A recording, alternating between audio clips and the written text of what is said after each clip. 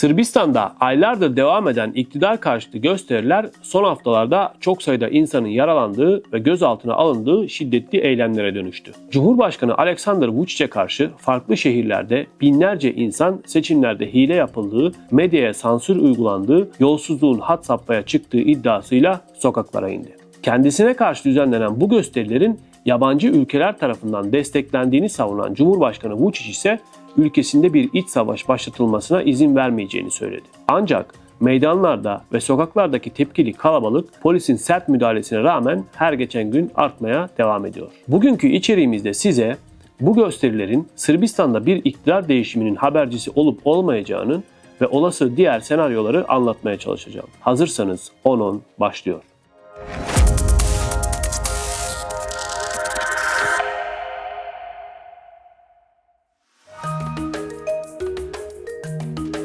...1 Kasım 2024 günü öğle saatlerinde Sırbistan'ın kuzeyindeki Novi Sad şehrinde bulunan tren garının girişindeki beton sundurmanın çökmesi sonucu toplam 16 kişi hayatını kaybetmişti. Bu olay önce Novi Sad şehrinde, akabinde ise diğer Sırbistan şehirlerinde hükümet karşıtı gösterilere neden olurken halk sorumluların istifa etmesini ve akabinde yargılanmasını talep etti.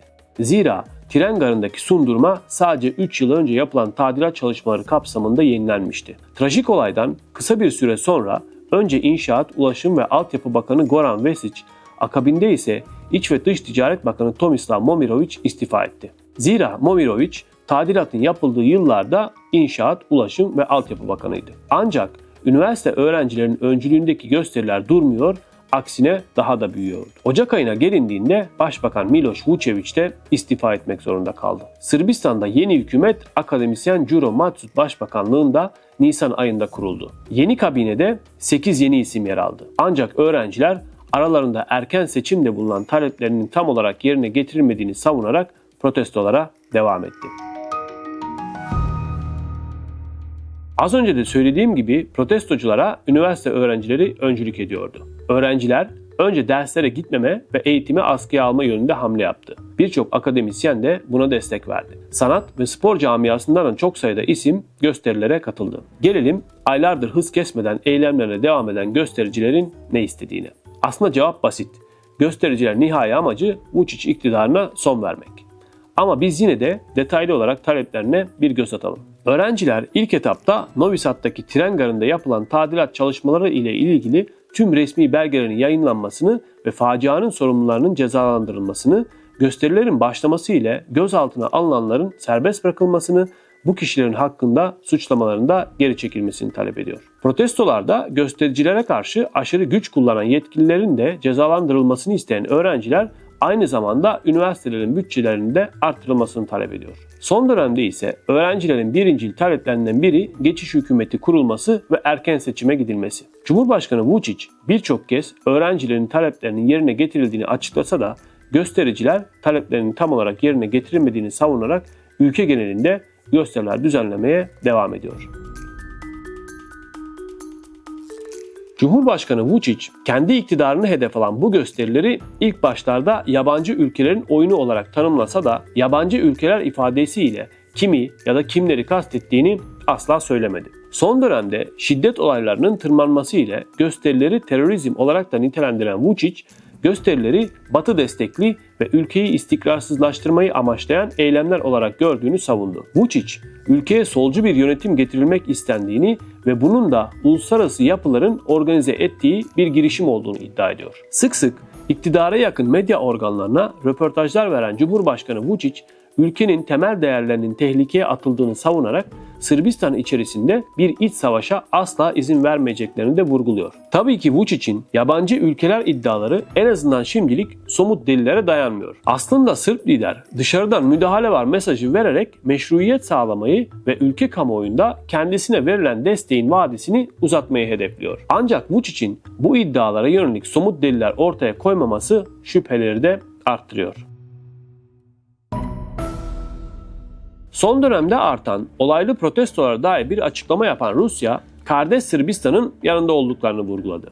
Rusya Dışişleri Bakanlığı'ndan yapılan açıklamada protestoların barışçıl eylemlerin ötesine geçerek şiddetli bir ayaklanmaya dönüştüğüne dikkat çekildi ve Sırp halkının birliğini bozmaya yönelik girişimlere Rusya'nın kayıtsız kalmayacağı ifade edildi. Öte yandan Sırbistan'ın komşusu olan Avrupa Birliği üyesi Macaristan'dan da iktidara destek açıklaması geldi. Macaristan Dışişleri Bakanı Peter Szijjártó, Avrupa Birliği'nin Macaristan, Slovakya ve Sırbistan'daki hükümetleri darbe yoluyla devirmeyi planladığını iddia etti. Macar bakan saydığı bu ülkelerin ulusal çıkarları Brüksel'e boyun eğmeden savundukları için hedef alındığını savundu. Almanya ise Sırbistan hükümetini hukukun üstünlüğü ilkesine uyma konusunda uyararak toplanma hakkının garanti altına alınması gerektiğini savundu. Avrupa Birliği, Sırbistan'da gerginliğin tırmanmasına bir an önce son verilmesi gerektiğini vurgularken Brüksel'in Sırbistan'daki gelişmeleri yakından izlediğini mesajını verdi. Onlar da tıpkı Almanya gibi barışçıl gösteri yapma hakkı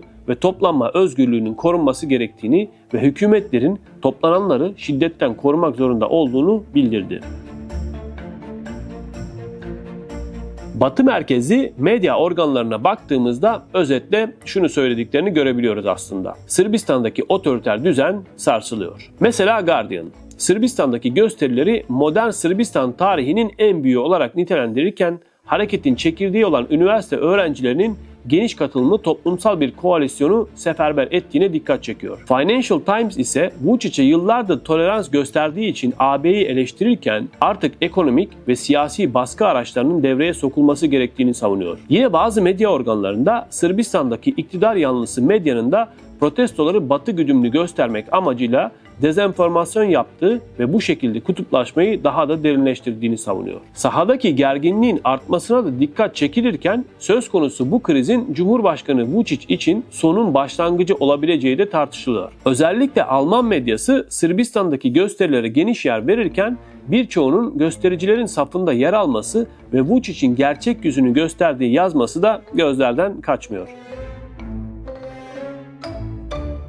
Sadece birkaç ay önce mesajı aldık, değişmek zorundayız demişti Cumhurbaşkanı Vučić. Bu açıklamayı geçen Mart ayındaki rekor katılımlı gösterilerden hemen sonra yapmıştı. Ancak Vučić bahsettiği değişimin ne olacağına dair detay vermediği gibi geçen zaman içinde gösteriler daha da şiddetli bir hal aldı. Ülkesindeki gösteriler için renkli devrim ifadesi kullanan Vučić, eski Sovyet ülkelerinde gerçekleşen halk ayaklanmaları için kullanılan bu terimi özellikle seçti. Zira bu şekilde ülkesindeki gösterilerin Batı destekli bir darbe girişimi olabileceğine dair iddialarını sürdürdü Sırp lider. Macaristan'da da Nisan ayında Başbakan Viktor Orban karşıtı geniş katılımlı gösteriler düzenlenmişti. Vučić, her iki ülkedeki gösterilerin aynı el tarafından yönlendirildiğini iddia etti. Bu iddia Batı'nın popülist liderleri devirmek için bölge genelinde huzursuzluklar çıkardığı yönündeki söylemlerin bir parçasıydı. Öte yandan yapılan kamuoyu araştırmaları Vučić liderliğindeki iktidar koalisyonunun toplumdaki karşılığının oldukça zayıfladığını gösteriyor. Bağımsız bir araştırma merkezi tarafından 2-12 Temmuz'da yapılan anket çalışmasının sonuçlarına göre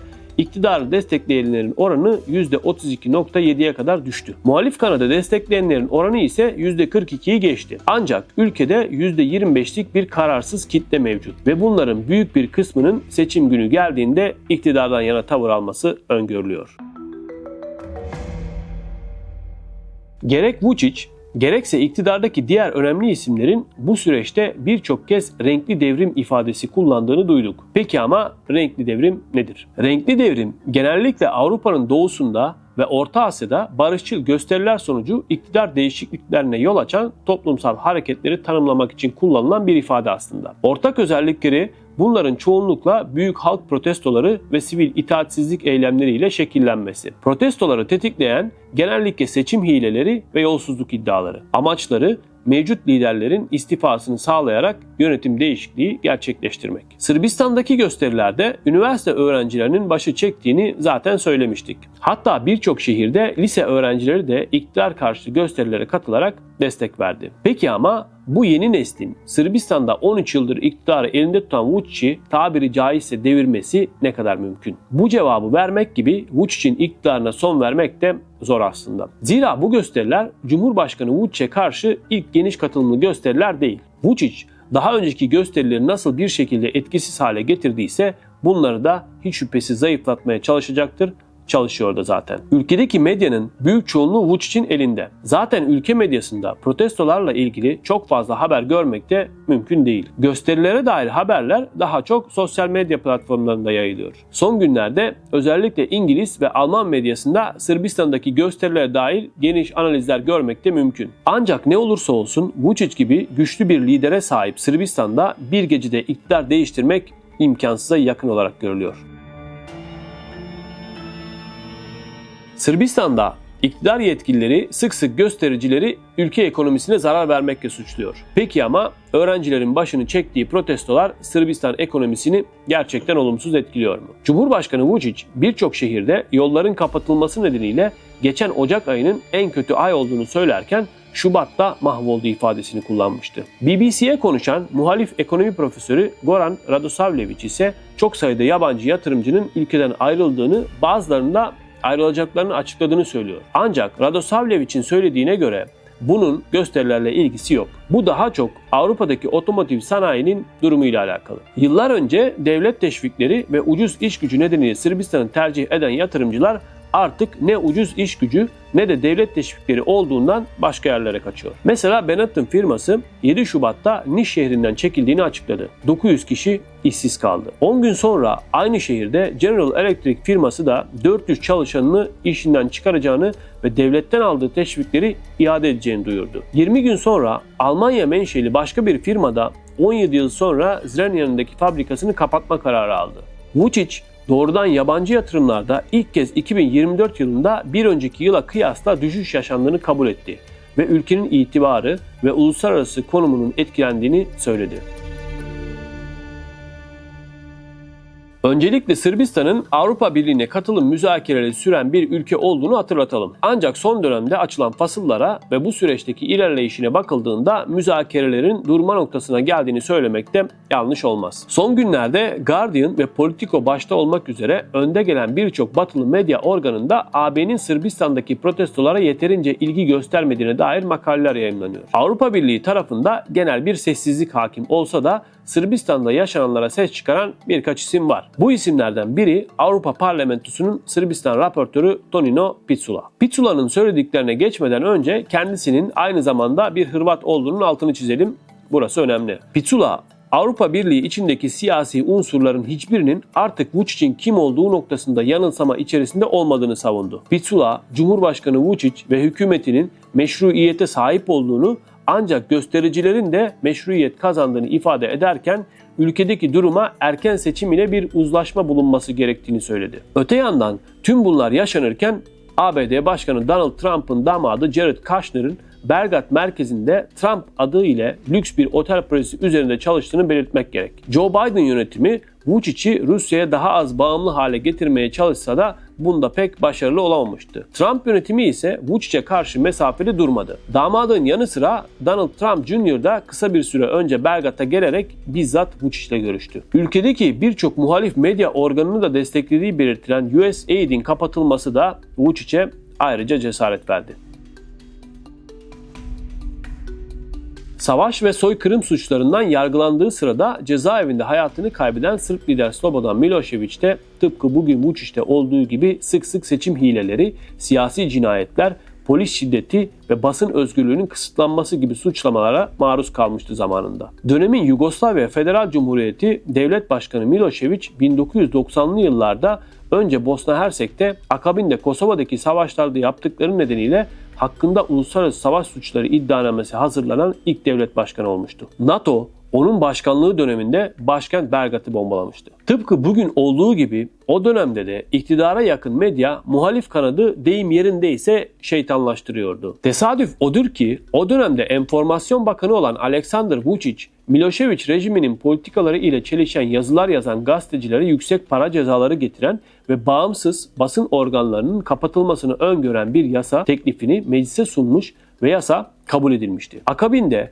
söz konusu bağımsız gazetelerin kurucularından biri olan Slavko Ćuruvija Nisan 1999'da öldürüldü. Muhalefet kanadı Ağustos 1999'dan itibaren Milošević'e karşı protestolar düzenledi. Muhalif siyasetçi Vuk Drašković'e yönelik 2 kez suikast girişimi oldu. Seçimlerde Milošević'e karşı aday olacağını açıklayan Ivan Stambolić, özel operasyon birimi tarafından kaçırılıp öldürüldü. Tam da böyle bir ortamda 24 Ekim 2000'de seçim yapıldı. Bir tarafta Milošević, diğer tarafta ABD ve AB'nin de desteklediği Sırbistan Demokratik Muhalefeti vardı. Muhalefetin adayı resmi verilere göre %49'a yakın oy alarak birinci oldu. Ancak hiçbir aday %50'yi geçemediğinden ilk turda %38 oy alan Milošević ile ikinci tura kaldı. Seçim sonuçlarında hile yapılmıştı. Muhalif adayın oyları %50'nin üzerindeydi ve aslında ikinci tura gerek yoktu. Seçim sonuçlarının hemen ardından başlatılan geniş katılımlı protestolar 5 Ekim'i 6 Ekim'e bağlayan gece zirve noktasına çıktı. Göstericiler meclise girdi. Devlet televizyonunu atışa verdi ve seçim komisyonunu bastı. Milošević 6 Ekim 2000'de yenilgiyi kabul etti. Dr. Vojislav Koštunica, Yugoslavya Federal Cumhuriyeti'nin demokratik yollarla seçilen ilk devlet başkanı olarak mecliste yemin etti. 11 yıllık Milošević iktidarı sona erdi. Sırbistan'daki protestolar büyürken hem içeride hem de dışarıda Vučić'e karşı baskı da artıyor. Tarih tekerrür eder mi bilemeyiz. Ama iktidarın vereceği tepki ve muhalefetin izleyeceği yol Sırbistan'ın gelecekte nasıl şekilleneceğini belirleyecektir şüphesiz. İçeriğimizi izlediğiniz için teşekkürler. Yorum yapmayı ve videomuzu beğenmeyi unutmayın. Balkanlara dair yeni içeriklerde görüşmek üzere. Sırbistan'da aylardır devam eden iktidar karşıtı gösteriler son haftalarda çok sayıda insanın yaralandığı ve gözaltına alındığı şiddetli eylemlere dönüştü.